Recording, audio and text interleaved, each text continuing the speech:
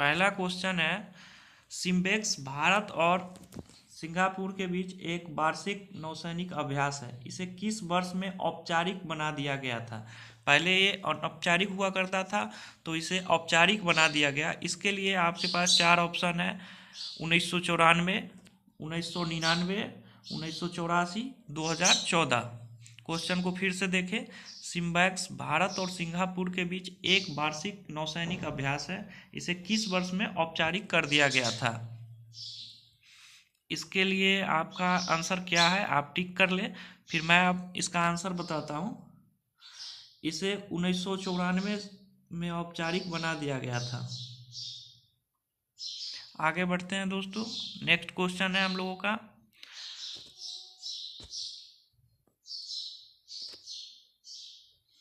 भारत का पहला नेत्रहीनों के लिए अनुकूल रेलवे स्टेशन कौन सा है। ये पहला रेलवे स्टेशन बना था जो नेत्रहीनों के लिए अनुकूल था। इसके लिए आपके ऑप्शन है चेन्नई, बड़ोदरा, मैसूर और कोची। आप लोग अपना जवाब टिक करके बाद में बताएं कि आपके कितने क्वेश्चन सही हुए।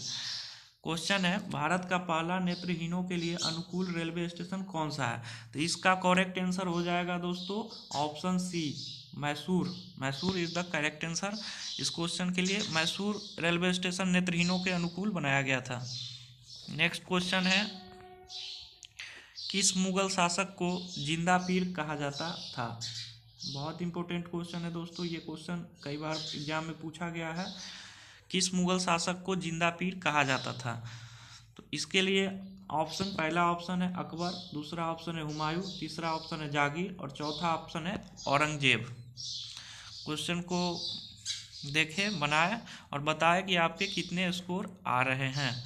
दोस्तों वीडियो में आगे बढ़ने से पहले आप लोगों से रिक्वेस्ट करते हैं कि चैनल को सब्सक्राइब कर ले, बेल आइकन को भी दबाएं नेक्स्ट अपडेट के लिए, क्योंकि हर रोज़ आपको इसी तरह का फ़ायदेमंद वीडियो मिलते रहेगा, जिससे आपके आने वाले एग्जाम में निश्चित रूप से फ़ायदा मिलेगा। तो इसका आंसर हो जाएगा औरंगजेब। मुगल शासक औरंगजेब को जिंदा पीर के नाम से जाना जाता था। नेक्स्ट क्वेश्चन है, कान्हा राष्ट्रीय पार्क किस राज्य में स्थित है। कान्हा राष्ट्रीय पार्क किस राज्य में स्थित है। आप इसके लिए चार ऑप्शन है: उत्तर प्रदेश, पश्चिम बंगाल, मध्य प्रदेश और असम। दोस्तों ये राष्ट्रीय पार्क कान्हा टाइगर रिजर्व भी इसे कहा जाता है। ये मध्य प्रदेश में है और ये टाइगर रिजर्व है, बाघ के लिए प्रसिद्ध है। हम लोगों का नेक्स्ट क्वेश्चन है बहुत ही इम्पोर्टेंट क्वेश्चन, ये एनटीपीसी के एग्जाम में पिछली बार पूछा गया था। क्वेश्चन है, भारत में हर साल दिए जाने वाला बूची बाबू मेमोरियल ट्रॉफी किस खेल में दिया जाता है। बूची बाबू मेमोरियल ट्रॉफी किस खेल में दिया जाता है। इसके लिए आपका ऑप्शन है क्रिकेट, फुटबॉल, कबड्डी और टेनिस। जी हाँ दोस्तों, भारत में हर साल दिए जाने वाला बूची बाबू मेमोरियल ट्रॉफी किस खेल में दिया जाता है। इसके लिए ऑप्शन है क्रिकेट, फुटबॉल, कबड्डी और टेनिस। इसका right answer option A cricket होगा। बूची बाबू मेमोरियल ट्रॉफी क्रिकेट में दिया जाता है। नेक्स्ट क्वेश्चन है, इसरो का लॉन्च पैड कहाँ स्थित है। इसरो का लॉन्च पैड कहाँ स्थित है। इसके लिए ऑप्शन है श्रीकाकुलम, सेलूरपेटा, श्रीहरिकोटा, श्रीशैलम। जी हाँ दोस्तों, फिर से देखें, इसरो का रॉकेट लॉन्च पैड कहाँ स्थित है। इसके लिए आपको चार ऑप्शन दिए गए हैं, आप अपना आंसर टिक करें फिर मैं बताता हूँ। इस क्वेश्चन के लिए करेक्ट आंसर होगा ऑप्शन सी, श्रीहरिकोटा, आंध्र प्रदेश। श्रीहरिकोटा, आंध्र प्रदेश इसरो का रॉकेट लॉन्च पैड है। इसरो का मुख्यालय बेंगलोर में है। इसकी स्थापना 1969 में हुआ था। इसरो का पूरा नाम इंडियन स्पेस रिसर्च ऑर्गेनाइजेशन है। नेक्स्ट क्वेश्चन आते हैं। नेक्स्ट क्वेश्चन क्या है। नेक्स्ट क्वेश्चन कंप्यूटर से रिलेटेड है। आप एक दस्तावेज को कंप्यूटर में किसी फाइल को एक स्थान से अलग स्थान में सेव करने के लिए किसका चयन करते हैं? आपका पहला ऑप्शन है सेव का, दूसरा ऑप्शन है रीनेम का, तीसरा ऑप्शन है सेव एज वेब पेज, चौथा ऑप्शन है सेव एज का। क्वेश्चन को एक बार फिर से देखिए। आप कंप्यूटर में किसी फाइल को एक स्थान से अलग स्थान में सेव करने के लिए किसका चयन करते हैं? इसके लिए आपको 4 ऑप्शन दिए गए हैं। इसका करेक्ट आंसर ऑप्शन डी हो जाएगा, सेव एज। सेव एज के रूप में हम लोग सेव करते हैं। नेक्स्ट क्वेश्चन है, क्वेश्चन बहुत इंपॉर्टेंट है, आपको एग्जाम में इसी स्तर का क्वेश्चन रहेगा, इसलिए इसमें आप देखें कि आपके कितने क्वेश्चन सही हो रहे हैं। और डेली इस तरह का मेरा 20 क्वेश्चन का सेशन आएगा, जो बहुत बढ़िया रिवीजन के लिए बहुत बढ़िया रहेगा। क्वेश्चन को देखें, आकाश का नीला रंग किस वजह से होता है? आकाश किस वजह से नीला रंग दिखाई देता है? इसके लिए आपका पहला ऑप्शन है प्रकाश का ऑब्सेशन, दूसरा ऑप्शन है प्रकाश का प्रकीर्णन, तीसरा ऑप्शन है प्रकाश का परावर्तन और चौथा ऑप्शन है प्रकाश का अपवर्तन। आकाश का नीला रंग किस वजह से होता है? प्रकाश का अवशोषण, प्रकाश का प्रकीर्णन, प्रकाश का परावर्तन, प्रकाश का अपवर्तन। इसका करेक्ट आंसर ऑप्शन बी हो जाएगा, प्रकाश का प्रकीर्णन। आते हैं नेक्स्ट क्वेश्चन पे। नेक्स्ट क्वेश्चन है बहुत इंपॉर्टेंट है, ये भी कई बार एग्जाम में पूछा गया है। भारत की राजधानी कोलकाता से दिल्ली कब बदली गई? इसके लिए पहला ऑप्शन है 1911, दूसरा ऑप्शन है 1910, तीसरा ऑप्शन है 1912 और चौथा ऑप्शन है 1913। भारत की राजधानी कोलकाता से दिल्ली कब बदली गई? बहुत इंपॉर्टेंट क्वेश्चन है, देखिए इसे ध्यान से। इसके लिए पहला ऑप्शन 1911, दूसरा ऑप्शन 1910, तीसरा ऑप्शन 1912 और चौथा ऑप्शन 1913 है। इसके लिए आपका करेक्ट आंसर हो जाएगा ऑप्शन सी, ऑप्शन सी 1912। 1912 में भारत की राजधानी कोलकाता से दिल्ली बदल दी गई थी। नेक्स्ट क्वेश्चन है हम लोगों का, निम्न में से किस राज्य में कोयला का सबसे बड़ा भंडार है? बहुत इंपॉर्टेंट क्वेश्चन है दोस्तों।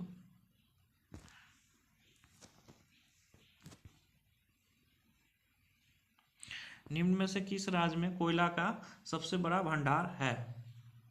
इसके लिए पहला ऑप्शन असम, दूसरा ऑप्शन झारखंड, तीसरा ऑप्शन मध्य प्रदेश और चौथा ऑप्शन उड़ीसा है। जी हाँ दोस्तों, जल्दी से इसका आंसर आप लोग लगाइए। निम्न में से किस राज्य में कोयला का सबसे बड़ा भंडार है?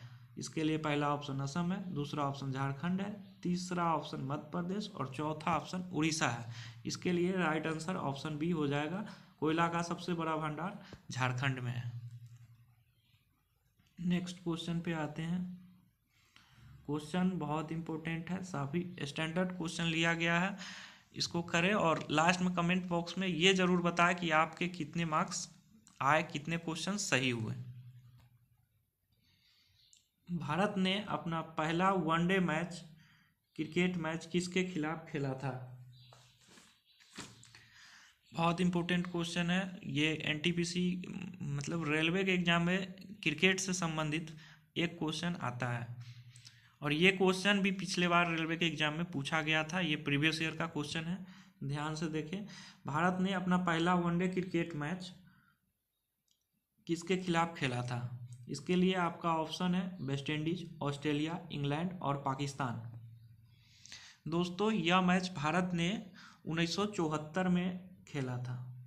फर्स्ट वनडे मैच भारत ने 1974 में खेला था। उस समय क्रिकेट में 50 ओवर के बदला 55 ओवर हुआ करता था और यह मैच भारत ने इंग्लैंड के विरुद्ध खेला था। C is the correct answer for this question. आते हैं नेक्स्ट हमारा क्वेश्चन है, भारतीय राष्ट्रीय कांग्रेस की पहली महिला अध्यक्ष कौन थी? बहुत सरल सा सवाल है, इसका आंसर जरूर दें। भारतीय राष्ट्रीय कांग्रेस की पहली महिला अध्यक्ष कौन थी? इसके लिए आपका पहला ऑप्शन है एनी बेसेंट, राजकुमारी कौर, तीसरा ऑप्शन है सरोजनी नायडू और चौथा ऑप्शन है सुचेता कृपलानी। आपके पास 4 ऑप्शन है, क्वेश्चन है भारतीय राष्ट्रीय कांग्रेस की पहली महिला अध्यक्ष कौन थी? इसके लिए पहला ऑप्शन एनी बेसेंट, दूसरा ऑप्शन राजकुमारी कौर, तीसरा ऑप्शन सरोजिनी नायडू, चौथा ऑप्शन सुचेता कृपलानी है। इसके लिए राइट आंसर हो जाएगा option A, doctor Annie Besant. आते हैं नेक्स्ट क्वेश्चन पे। किस संस्था ने अर्थ आवर की योजना बनाई थी? बहुत इंपॉर्टेंट क्वेश्चन है, क्वेश्चन को देखिएगा। किस संस्था ने अर्थ आवर की योजना बनाई थी? इसके लिए पहला ऑप्शन है world wide fund for nature, दूसरा ऑप्शन है विश्व बैंक, तीसरा ऑप्शन है यूनेस्को, चौथा ऑप्शन है WTO। तो इसे देखते हैं। World wide fund for nature इसका करेक्ट आंसर होगा,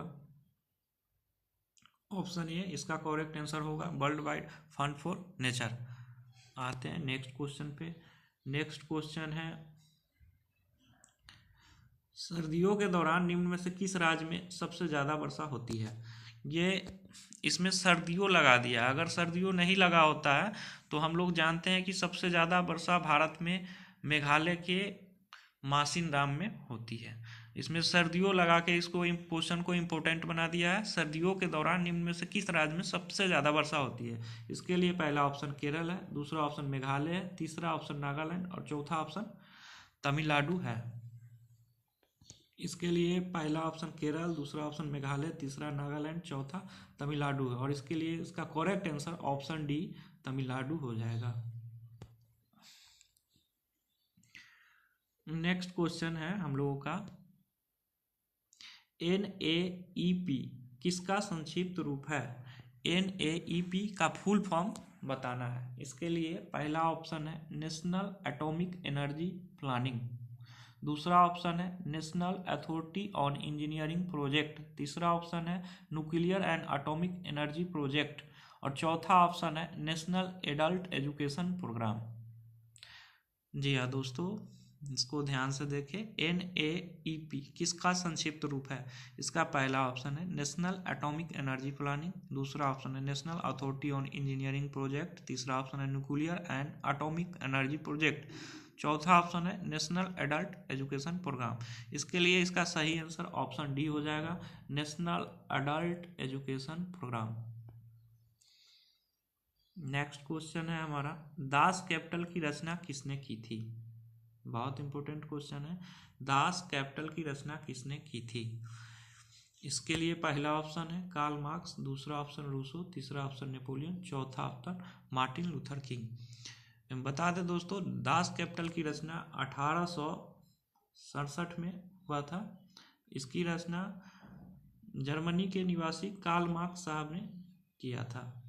इसके लिए ऑप्शन ए करेक्ट आंसर हो जाएगा, कार्ल मार्क्स।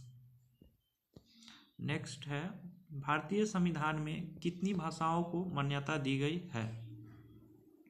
भारतीय संविधान में कितनी भाषाओं को मान्यता दिया गया है?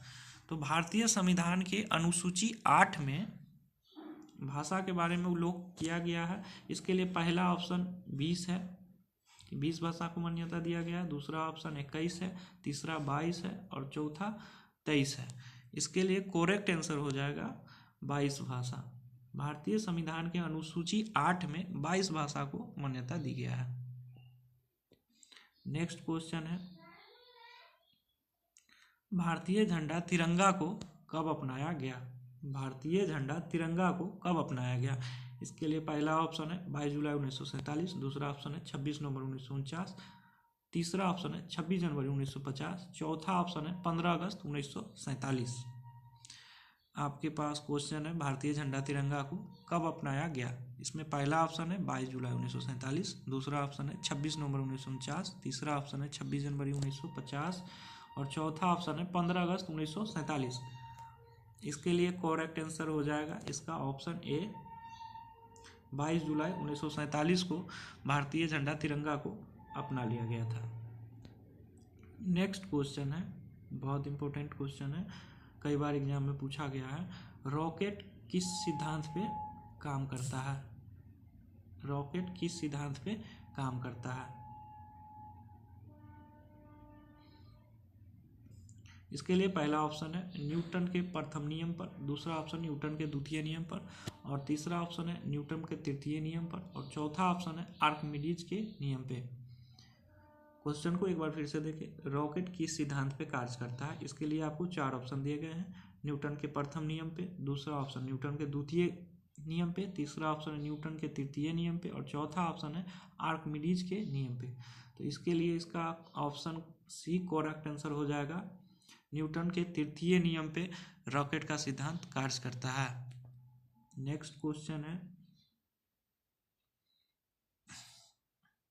जब शुद्ध जल में डिटर्जेंट सर्फ, जिसे हम लोग सर्फ बोलते हैं, जब शुद्ध जल में डिटर्जेंट डाला जाता है तो पृष्ठ तनाव पर, जल के पृष्ठ तनाव पर क्या प्रभाव पड़ता है।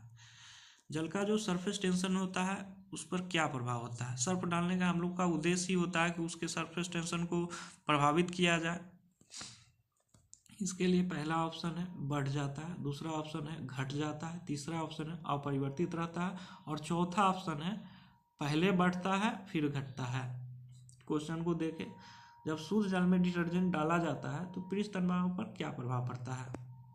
इसके लिए पहला ऑप्शन है बढ़ जाता है, दूसरा ऑप्शन घट जाता है, और तीसरा ऑप्शन अपरिवर्तित रहता है, चौथा ऑप्शन पहले बढ़ता है फिर घटता है। इसके लिए करेक्ट आंसर हो जाएगा ऑप्शन बी, घट जाता है। इसका सरफेस टेंशन सर्फ डालने से, किसी भी पानी में शुद्ध जल में डिटर्जेंट ऐड करने से उसका सरफेस टेंशन घट जाता है। तो दोस्तों ये था आज हम लोगों का 20 क्वेश्चन, सभी इंपॉर्टेंट